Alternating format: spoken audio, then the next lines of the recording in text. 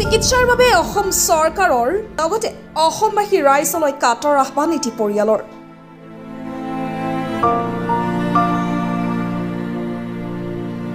গৰিব দুখীয়া মানুহ যাতে আমাৰ অসমবাসী ৰাইজে 2-1 টকা যি পাৰে দি পেলাই যাতে সহায় কৰে। মাত্ৰ 31 বছৰ বয়সতে জটিল ৰোগত আক্ৰান্ত এজন যুৱক। দুটা কিডনীয়ে বিকল হোৱা যুৱকজনৰ পৰিয়ালে অসম চৰকাৰৰ লগতে ৰাইজলৈ সহায়ৰ আহ্বান। আপোনাৰ অকণমান সহায় জীৱন ঘূৰাই দিব পাৰে এই যুৱকজনৰ। নগাঁও জিলাৰ কচুৱাৰ চুৰিৰপাৰ গাঁৱৰ চামৰুদ্দিন নামৰ এজন যুৱকৰ দুটা কিডনী বিকল হোৱাত দুখীয়া পৰিয়ালটোৰ পাছত হাহাকাৰ কৰিছে। বিচনাই সংগী হৈ পৰা চামিৰুদ্দিন নামৰ যুৱকজনৰ চিকিৎসাৰ বাবে ঘৰৰ মাটি ভেটি বিক্ৰী কৰি পৰিয়ালৰ লোকে কেইবাটাও চিকিৎসালয়ত চিকিৎসা কৰিছে যদিও সুস্থ হোৱা নাই যুৱকজন। বৰ্তমান যুৱকজনৰ চিকিৎসাৰ বাবে ধনৰ প্ৰয়োজন হৈছে পৰিয়ালটোৰ।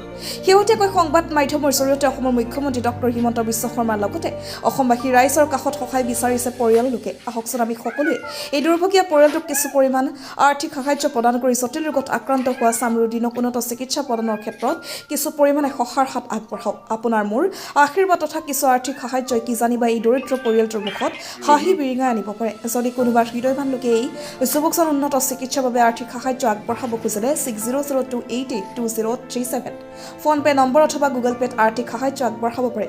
কচুৱাৰ পৰা খাৰুল ইছলামৰ ৰিপৰ্ট, লখিমপুৰ লাইভ 24।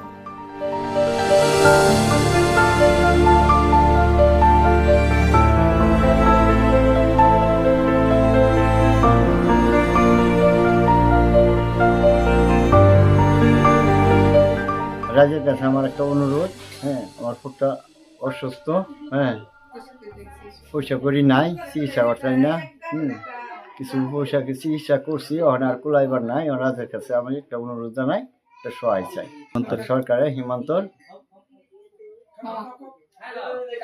কাছে সহায় একটা চাই।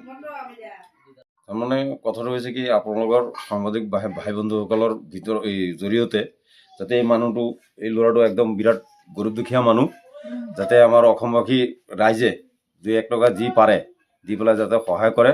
আৰু বিনম্ৰভাৱে মই অনুৰোধ জনাইছোঁ আমাৰ অসম চৰকাৰৰ, আমাৰ হিমন্ত মামাক, যাতে এই ল'ৰাটোক কিবা এটা দি পেলাই সহায় কৰিব পাৰে।